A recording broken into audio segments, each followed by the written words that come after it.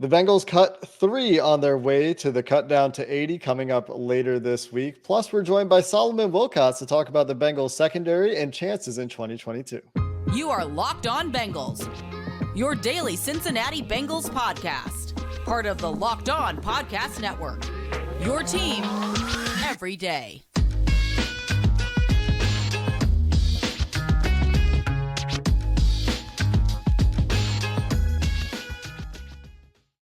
What up, Bengals fans, and welcome to another episode of the Locked On Bengals podcast. I'm your host, Jake Liscow. He's your host, James Rapien. We're part of the Locked On Podcast Network, bringing you coverage of your Cincinnati Bengals every day, free and available everywhere you get your podcasts and on YouTube. We appreciate all of you who make us your first listen and who subscribe and follow, whether it's on YouTube or where you get your audio podcasts. Today, we're joined by Solomon Wilcots. That'll be coming up a little bit later in the show. We're going to talk a lot about Bengals secondary pieces, Dax Hill, Jessie Bates, Chidobe Awuzie. We're going to talk about Cordell Volson and whether he's won the left guard battle. We're also going to start the show with a little Cordell Volson discourse. The Bengals, of course, did make 3 roster moves on Monday. We're going to talk about those as well. Scotty Washington, in addition to wide receivers Javon Hiley and wide receiver Jack Sorensen, were waived on Monday. All 3 guys hardly really even got into the game in preseason game 2. Hiley with 4 snaps, Jack Sorensen with 14 snaps, Scotty Washington with 7 snaps. Washington, of course, trying to redo his career, remake his career as a tight end. Not going to happen in Cincinnati for any of those guys. Wishing them the best of luck. The Bengals still have 2 moves to make to get to 80, and that could be some IR moves potentially, depending on what some injuries are. That could be some other players getting waived. It could have to be an additional move if Jessie Bates shows up this week. And that puts pressure on them. Do you know something? Do you know something? Go ahead and break the news. Here, I'm going to mail you the hot take chain. You could put it on. Break the news. Come on now, Jake Schefter. The hot take chain is for hot takes, not for breaking news, though, right? Either way, it doesn't matter. Man, if you break Jessie Bates is coming back, you're getting a hot take chain. You're getting a breaking news blanket. I mean, you're going to have all the things. Yeah. Don't you worry, Jake. That's what it is. A breaking news blanket. That's what we need. We need some breaking news blankets. So I don't have news to break, obviously, but we can see Jessie Bates back any day. He could come back whenever he wants, and that's all. That's all he's getting at there. The next little item to talk about is Cordell Volson's pass blocking grade from PFF, 26.5. And I take issue with this a little bit. For one, he had 44 pass blocking reps. He gave up 3 total pressures. One of them was a sack. One of them was a bad sack that he should not have given up on that safety blitz. Mm-hmm. And we've talked about that one. The other pressure that he gave up cleanly was a juke move that we talked about. I don't remember the third pressure. I haven't had a chance to go back and watch it all 22 yet. Hopefully that happens today as well. But even if he gives up 3 pressures, that's not ideal for a guard. You don't want to give up 3 pressures per game as a guard. Give up pressure on, 7% of your pass blocking reps. But I don't remember the third, for one. And 2, I thought he played pretty well. And the only way you get to a 26.5 is not only do you give up the pressures, but you're also losing on plays where the ball's out quickly and you're not giving up pressures. And I didn't really see that from him either. So certainly bears rewatching, but also is a great reminder to, sometimes we got to take PFF with a little grain of salt. Yeah, it's a tool. It's not the tool. It's a tool. That's all. Sometimes you use it, sometimes you don't. Sometimes you can disagree with it. And yeah, I disagree with this. 26. This isn't me in math class. We're talking about Cordell Volson on Sunday night. He was pretty good. He played 67 snaps and had really, when you talk about game winners, cleared this big lane for Jacques Patrick to run through and score what should have been the game-winning touchdown if the defense had, shown up, that last team defense. And side note, Clay Johnston was dejected after his 20 tackle game talking with Dan Horde because he's mad they lost. And so I actually love that. But anyways, yeah, I just don't buy that. And if anything, we're the experts on bad offensive line play, Jake. We've seen it. We've seen 26 overalls from guards over the years. We know it. No one probably knows it better than we know it, right? Because, and I could just go down the list of guys that we could talk about, and I'm not going to air out the Bengals' dirty laundry, but those guys aren't walking through that door. And I thought Cordell Volson played really well overall. And now, does that mean he deserves an 80 overall? No. Was he somewhere probably in the 60s? Like in my head, would I have guessed that's where he is? Probably. And I can't wait to ask Solomon Wilcots about Cordell Volson because he's been at camp. He's certainly plugged into the Bengals. We know that. But, I'm sure he's got a relationship with some of these coaches. So it's going to be interesting to see because it feels like, at least to us, that Volson's the front runner. And so is that how Solomon thinks as well? It's going to be interesting to see coming up in just a bit. Yeah, I'm curious to get his take as well. Of course, Solomon used to call plays. I always enjoyed him calling plays as well when he was up in the booth and still doing good work. We talked to him before the Super Bowl. Many of you will remember when we were in LA. And he's just a great person to talk about Bengals football with. No doubt about it. And yeah, you mean doing the color analyst like for CBS, right? That's what you're talking about? Yeah, what did I say? Calling plays. I was like, man, was he Lou Anarumo calling plays up there? Yeah, my bad. That's not exactly what I meant.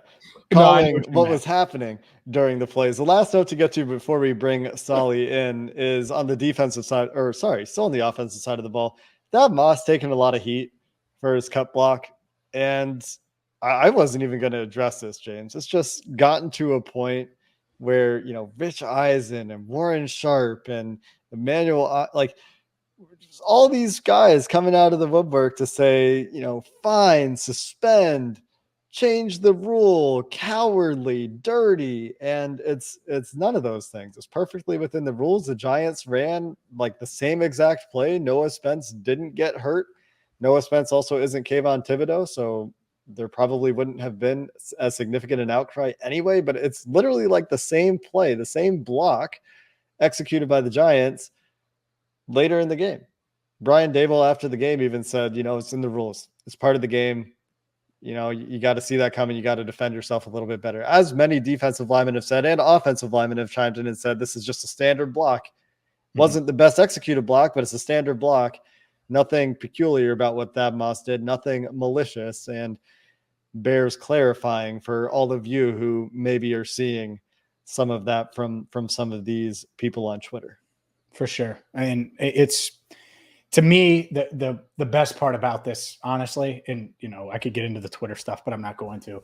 The fact that Kayvon Thibodeaux, we're looking at like 3 weeks with the MCL or, maybe a month, worst case. But he's young. He's going to heal fast. We've talked about the MCL, which is what I think Drew Sample is dealing with right now, and wouldn't be shocked if he's back for week 1. I'm talking about Sample. It is. Every MCL is different, but we're not talking about some kind of rookie season ending type injury because that would have been the nightmare. And you don't want to see anyone get hurt. And so I'm glad that Kayvon's okay. And that was my immediate fear when I watched the replay on the broadcast I was watching. Didn't cut away to commercial. They were just showing the replay, and it looked bad. But then on further replays, it looked like he kind of got in behind the knee instead of the side of the knee. And you're right. Kayvon Thibodeaux, a young player, hopefully recovers and will be fine. Will be a footnote at the end of his career that is mostly forgettable. And for Thad Moss, hopefully also mostly forgettable. They dapped each other up a little bit as Thibodeaux was walking off the field as well. Coming up next, Solomon Wilcots going to join us to talk about the Bengals secondary, some of these offensive line choices. We asked him if he were Duke Tobin, well, would he make a move on the offensive line? We'll get his take on that and more coming up next. But first, a word from AG1. I take AG1 every single day, and this has actually gotten a lot of heat. I think there's some heat on the hot take master right now because of my vegetables take. It's all right. That's okay. But AG1 helps me stay fit, stay trim, stay healthy, and get all those vitamins, minerals, nutrients that I'd get from veggies anyway, because when you take every AG1 every morning, you're going to get 75 high-quality vitamins, minerals, whole food sourced superfoods, probiotics, and adaptogens. And that's the thing, is you're going to be able to get healthier by just 8 ounces of water. That's all I do. I put 8 ounces of water, 1 scoop, boom.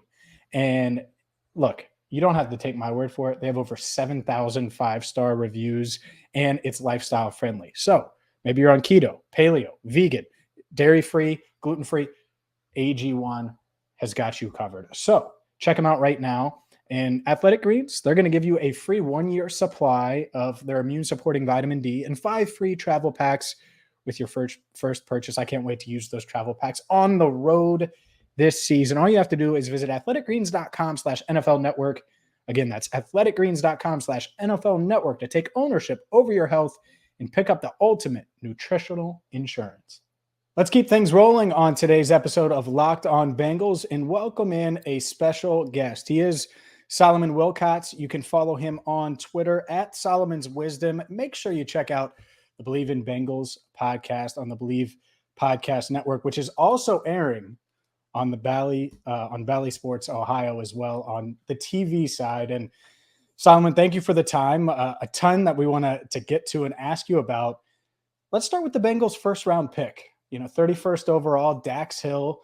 I think people on draft night were sort of split with, did they just draft Jessie Bates as replacement? Does this mean it's the end? Why would they go safety when they could have taken offensive lineman or go a different route? But Dax Hill certainly has had a successful start to preseason in his first 2 games. What stands out to you the most about Hill so far? Well, first of all, guys, thanks for having me on the show. Second of all, I think when the Bengals are drafted a player in the secondary, in fact, they went heavy in the secondary in this past year's draft. All you had to do was watch the last drive for the Rams in the Super Bowl to tell you we need more help back there. And Jessie Bates is what's good about the Cincinnati Bengals defense under Lou Anarumo. And I think this game against the Giants, it pretty much showed you that Dax Hill is just another chess piece on the board for the Bengals defensive coordinator, working in that scheme where versatility, it comes at a premium. Lou Anarumo wants defensive backs that he can move around the board, play in different positions, but has a tremendous football IQ to understand. That's exactly what Mike Hilton brought to the defense last year in free agency. Clearly is what Jessie Bates has working for him, allow him to get his hands on the ball, make so many good plays. So this is just one more piece added to the puzzle. Dax Hill, of course, even on Sunday night, lining up all over the place, had many snaps in linebacker alignments, a lot of strong safety snaps, had some single high snaps, some split safety snaps up at free safety, came down, played some man in the slot on tight ends a couple of times. You, of course, played defensive back. Did you do a lot of that? And if you did, or maybe you just know the answer, is that difficult for a guy, or is that just something that he has the experience and so he's comfortable aligning in all these different spots? Yeah, and you saw Dax, he blitzed the quarterback. He nearly got a hit on Daniel Jones. Daniel got rid of it really quick, but certainly he plays all over the place. I had a conversation with Lou Anarumo about this because it's not lost on me that really the great defensive coordinators, some of the greatest ones that we've seen in our game, they begin their coaching careers coaching the secondary. That means from back to front and seeing everything and being able to manage the game. Tom Landry, of course, what started as a defensive back and started as a defensive back coach before he became a defensive coordinator. Bill Belichick started as a defensive back coach before he began to coordinate and design defenses. Dick LeBeau, who we all know very well here in Cincinnati, pretty much the same. And Lou Anarumo, he's cut from that same cloth. And so that's why he wants guys who are so versatile, because being able to disguise the coverages is the most critical part about playing defense. And as he told me, he said, look, if the 3 technique on the defensive line makes a mistake, you know who notices? Only the coach does. He said, but if the defensive back makes a mistake, you know who notices? Everybody in the stadium. Everyone knows when we make a mistake because the official is holding up a hand signaling a touchdown. So, no, I was one of those players. That's how I got to play in the league. I wasn't as talented as a Jessie Bates or a Dax Hill. I had to know how to play multiple positions. I came in as a cornerback from the University of Colorado. I then played safety, moved to that position my second year in the league. So I could play the dime position, and I played on all the special teams. So it's something that Dick LeBeau put a tremendous emphasis on as well as what Lou Anarumo was doing. He's the same way, cut from the same cloth. Solomon, guys these days train year round. They train on their own. It's not like they show up to camp and have to train to get into shape or anything like that, at least most of them. In Jessie Bates, given that he's holding out right now during camp, but I think everyone at Paycor Stadium thinks that he's going to be back and ready to go for week 1. How hard do you think that's going to be for him, given that he's not going to be with the team during, I imagine, the rest of camp and the rest of the preseason, and yet he does have the pressure of really wanting to put out his best foot forward so he does get paid next March? Yeah, I think he shows up any day now, to be honest. The final cut down day is 8 days away as we record right now on August 30th. I suspect he'll be in before that.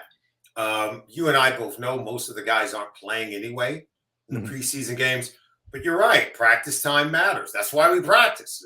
We don't go out and practice for nothing. It's not a nothing burger, right? So no, you want to be out there. But working out, I'm sure he's going to be fit. He's going to be in shape. I would love to see him practicing than not practicing. But I trust a guy like Jessie Bates, who's a real pro, that when he gets here, he'll be able, from the neck up, that part will be easy. But I think there will be a ramp-up period. They're not going to just throw him in there wholesale.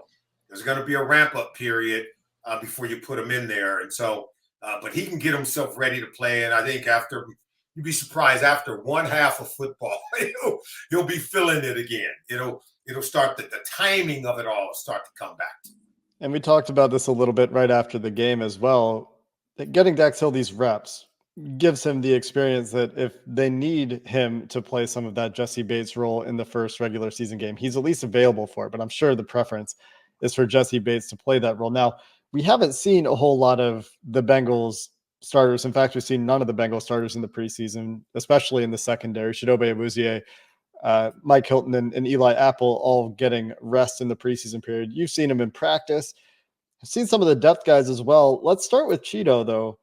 Getting a little bit of love lately in a nice piece that profiled his experience coming out of Nigeria and some of his life experience and how that has affected his approach to football, but a little underappreciated, would you say, by national media types?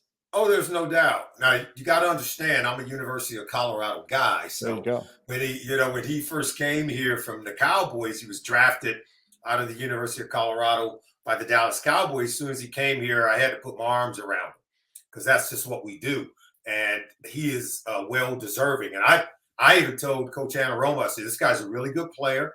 I said, I think he's going to find a home here, and I think he's going to play his best ball wearing Cincinnati Bengals stripes. I even told him that. And so we had him on the Believe in Bengal podcast just to make him feel right at home. And he was able to explain why this was a good fit. He chose to come here and could have went to a number of other teams, but he felt this was the right place. This was the right defense. It was the right system. And I think last year proved it. I thought the Super Bowl was his best game yet. He was all over the field in that game. And, man, it was just incredible to see him playing that well. And so I think he's going to be even better his second year in this system. We'll get back to our interview with Solomon Wilcots in just a second, but I have to tell you about LinkedIn, because you're gearing up for fall and you need the right people on your team to help your small business fire on all cylinders. And that can be challenging to find the right people. LinkedIn Jobs is here to make it easier. You can create a free job post in minutes on LinkedIn Jobs to reach your network and beyond, to the world's largest professional network of over 810 million people. Simple tools. They have screening questions. They make it easy to focus on candidates with just the right skills and experience, so you can quickly prioritize who you'd like to interview, who you'd like to hire. Let LinkedIn Jobs streamline this process. It's why small businesses rate LinkedIn Jobs #1 in delivering quality hires versus leading competitors. LinkedIn Jobs helps you find the candidates you want to talk to faster. Did you know every week nearly 40 million job seekers visit LinkedIn? 40 million. Post your job for free at linkedin.com/lockedonnfl. That's linkedin.com/lockedonnfl to post your job for free. Terms and conditions apply. Eli Apple takes a lot of heat. Some of it is self-inflicted with how he tweets and things like that. But you've watched him in camp. I've watched him in camp. I actually think, given that he's going up against Jamar Chase a lot, he's really held his own against one of the best receivers on the planet. Listen, I was one of the guys who just, gave him this bad nickname and was really down on Eli Apple. But he's gotten better. He's just the one thing I know about playing defensive back is when the confidence goes, everything goes. And there's something happened in New York with the Giants. And then I think he even struggles when he was with the Saints. But I even saw in New Orleans, I saw him improve. I really did. I saw him become a better player.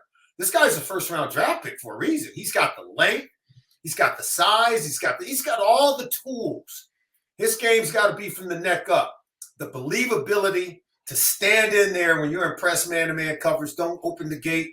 He's got the physical tools to cover and defend against anyone, and we've seen him do that in practice. You're right. He's going up against T. Higgins. He's going up against Jamar Chase.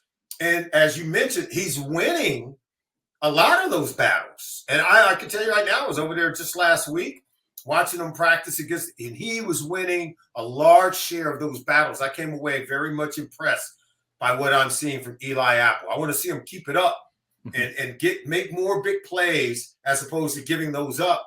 And I can tell you right now, if he does that 180 and continue to improve, even like what we've seen last 2 years, that's going to be good for the Bengals defense. And they need it with the way the arms race is heating up in the AFC. So many talented passing games with the Bills, with Devontae Adams, with, of course, the Chiefs and the Chargers. You look around the NFL, you could talk about George Pickens if you really wanted to. We're not going to. This is a Bengals podcast, but you could. And you could talk about the weapons over there, but it's going to be needed either way for Eli Apple to continue to play well. Looking back on preseason game number 2, we saw a whole lot of Allen George. We saw a whole lot of Delonte Hood, a whole lot of Jalen Davis in the slot. Did any of those guys stand out to you? I think Jalen Davis certainly has a great shot to make this team as a backup slot corner, for example. Jalen Davis that's exactly what stood out. Cam Sample, his ability, you were starting to see him work his way into what I think could be a wonderful rotation. But Jalen Davis was the guy that, outside of Dax Hill, he was the guy that stood out the most. If you're looking for someone that's going to give us depth somewhere on this team, that makes us better in areas where we have to be better, that was the number one mission this offseason. Let's get better on the back end of the defense. Just create a secondary with depth, with speed, with versatility, and that's exactly what they have. Oh, by the way, Zachary Carter, the third-round pick out of the University of Florida, has caught my eye every time he hits the field. This guy he's just so much more mature and such a polished player that doesn't resemble a rookie. Played almost every single snap of the first preseason game against the Cardinals. Looked every bit the part again against the Giants. I think now you're going to see them getting him some rest because, you want to see it from rookies and then you want to see them validate. In other words, show me again. Zachary Carter has done that. Jalen Davis shined against the Giants. Now I think he's going to get some snaps against the Rams, and I know they want to see more of it. Solomon, let's switch gears. And you mentioned the third-round pick, Zachary Carter. Let's talk about the fourth rounder and talk about the offense a little bit, because the offensive line has obviously been such a hot-button topic, not just this offseason, but for years now on this podcast and in Cincinnati. What did you think of Cordell Volson's first career start? 67 snaps, all at left guard, and certainly in the mix there, and it might be the favorite at the left guard spot to start week 1. I think he beats out, Carmen Jackson. Jackson Carmen. I'm sorry. I always get the name. He's got 2 You're not names. alone. He's got 2 first names.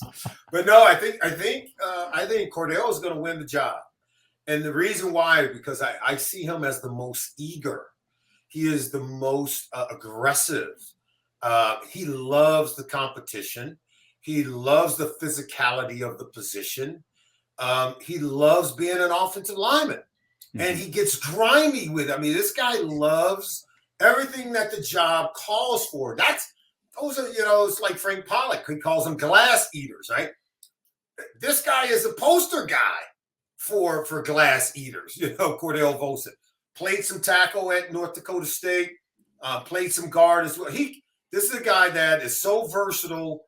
He sort of fits what Duke Tobin wants and the players that they're bringing in. Be diversified in terms of position mobility, to really love the game, be passionate, be very physical, and be a hard worker.